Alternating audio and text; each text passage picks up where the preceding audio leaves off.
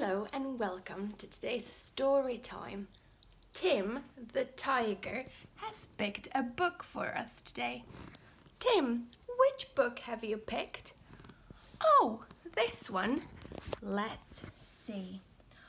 What is the name of the book? Can you read it?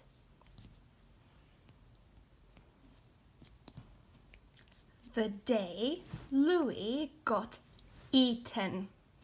Thank you so much, Tim. It's actually one of my favorite books. This book was written by John Fardell. Can you have a little think? What is the special word for a person who wrote this book or any book? Have a little think. Say it. Well done! Yes! Very good. The special word is an author. John Fardell is an author and he wrote this book. We always like to start with the blurb at the end of the book because it tells us a little bit about what is going to happen in the story. We can have a look in the picture. Ooh! Can you guess just a little bit about what might happen in the story? Let's read. When Louis gets eaten by a gulper, his big sister Sarah knows she has to act fast and sets off in hot pursuit.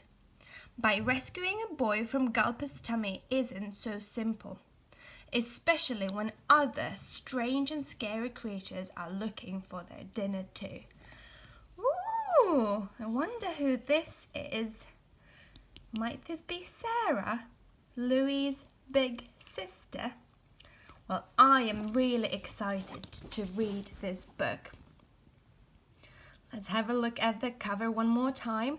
Can we see the three characters that the blurb mentioned? Can we see Louis? Which one is he? This one? Well done! Can we see Sarah, his big sister? Which one is she? Oh, well done! Yes, it is her. And can we see the gulper? Yes, well spotted. The Day Louis Got Eaten.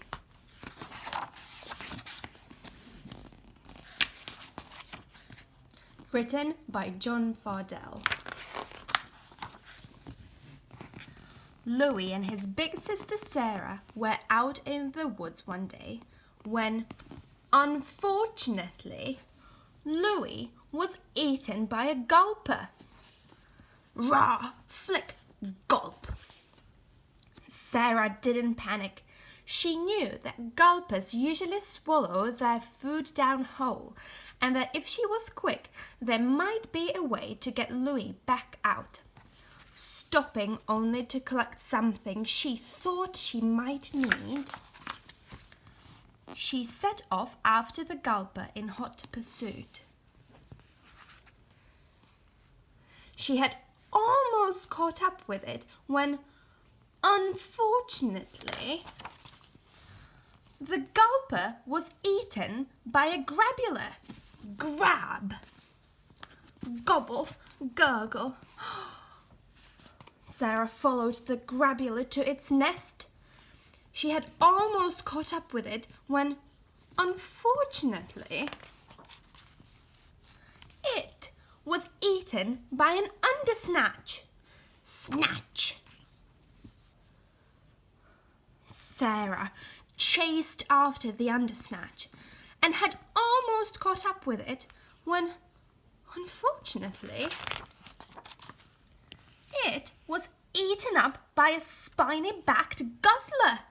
Splosh, flip, guzzle. Huh. Sarah had almost caught up with the spiny-backed guzzler when, unfortunately, it was eaten up by a saber-toothed yumper. Yump. Sarah chased after the saber-toothed yumper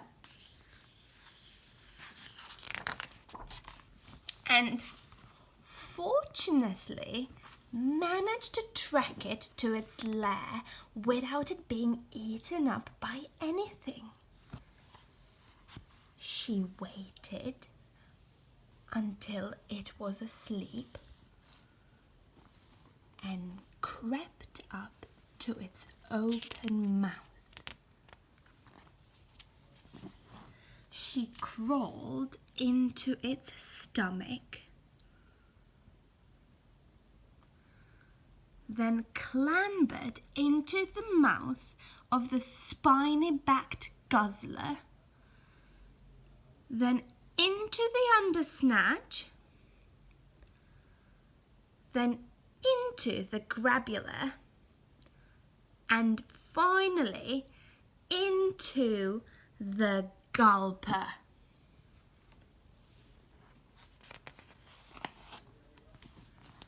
Where she found Louis. "There you are," he said. "I knew you'd come. How are we going to get out of here?" "We're going to use this hiccup frog," said Sarah, "which I picked up before chasing after the gulper. Watch this." The hiccup frog boinged all around the gulper's stomach, which made the gulper start to wriggle. This made the grabular wriggle, which set off the undersnatch, and then the spiny-backed guzzler, and then the saber-toothed jumper, until in one great chain of hiccups and burps, Louis and Sarah and the hiccup frog were free. Unfortunately, all the creatures were now extremely hungry. They gathered around Sarah, licking their lips. "Get away from my sister," shouted Louis, "or I'll eat you up." The creatures fled. "Thanks, Louis," said Sarah. "Come on, it's time to go home." The end.